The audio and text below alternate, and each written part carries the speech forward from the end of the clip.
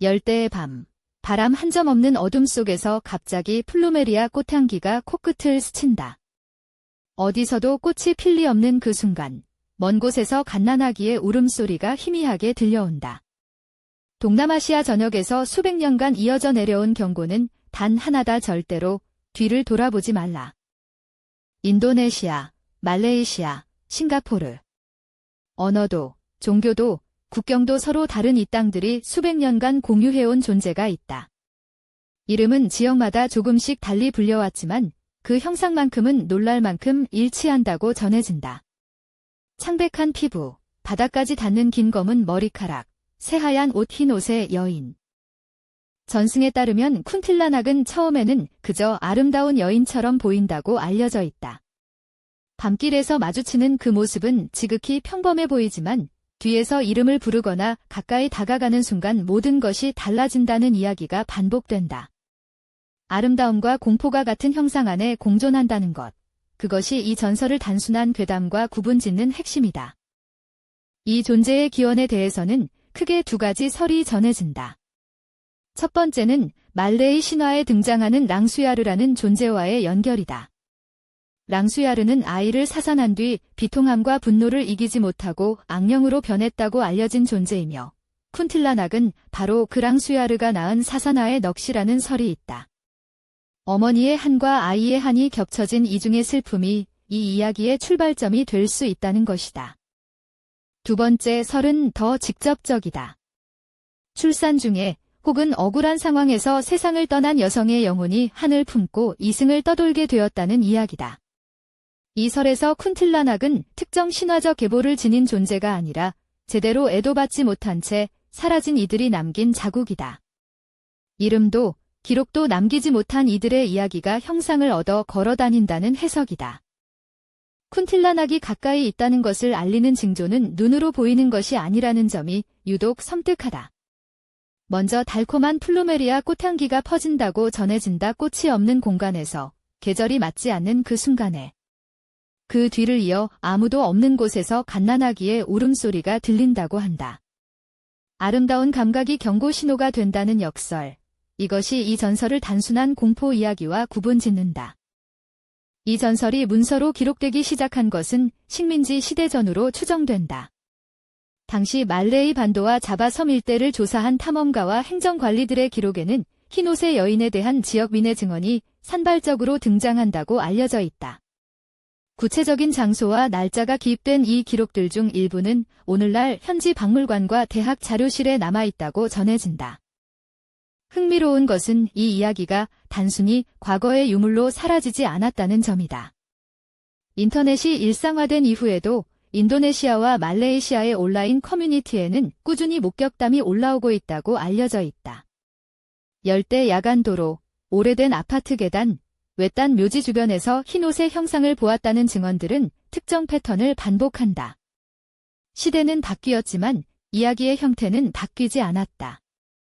민속학자들이 주목한 것은 이 목격담들 사이의 놀라운 일관성이다.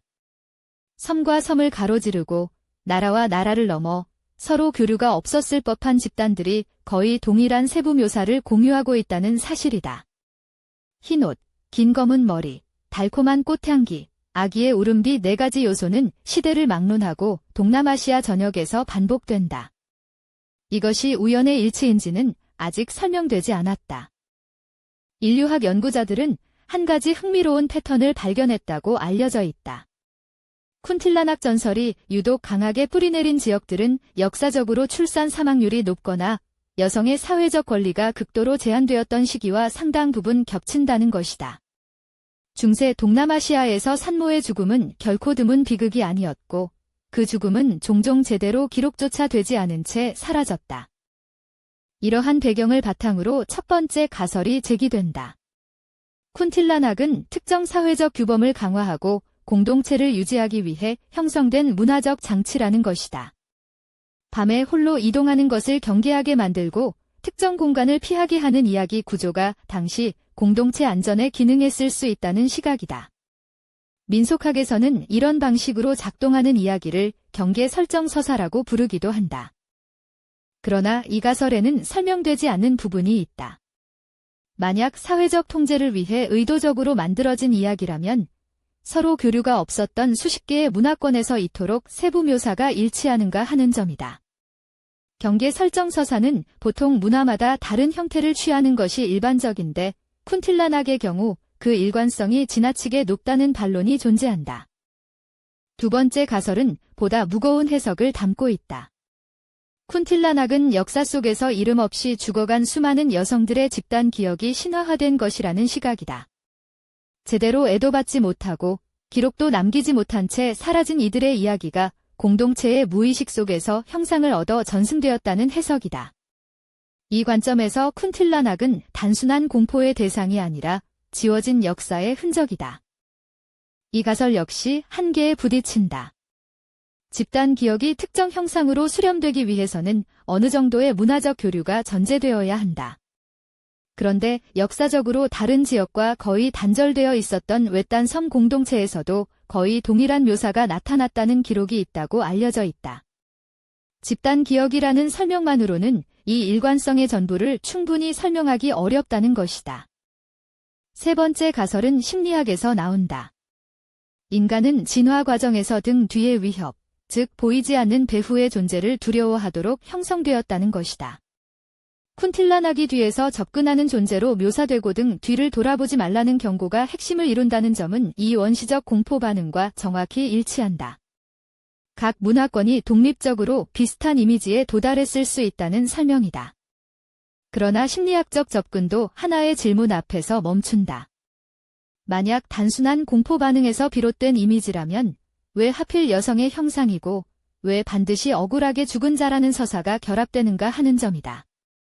배후의 공포가 이토록 일관되게 특정 성별과 특정 비극의 서사를 동반한다는 사실은 심리학적 설명만으로는 설명이 닿지 않는 영역이다. 이 질문은 여전히 열려 있다. 오늘날 쿤틸라낙은 영화, 게임, 디지털 콘텐츠 속에서 끊임없이 재생산되고 있다. 공포 장르의 아이콘으로 소비되는 한편 일부 연구자들은 이 이야기의 원형이 담고 있는 사회적 맥락을 새롭게 해석하려는 시도를 이어가고 있다고 알려져 있다. 이야기는 형태를 바꾸어 왔지만 그 핵심 흰옷, 긴 머리, 꽃향기, 아기 울음근 수백 년이 지난 지금도 사라지지 않았다. 쿤틸라낙이 수백 년을 살아남은 이유가 단지 인간의 상상력 때문인지 아니면 이 이야기가 담고 있는 어떤 다른 진실 때문인지는 아직 누구도 명확히 답하지 못했다. 세 가지 가설 모두 이 이야기의 일부를 설명하지만 전부를 설명하는 가설은 아직 없다.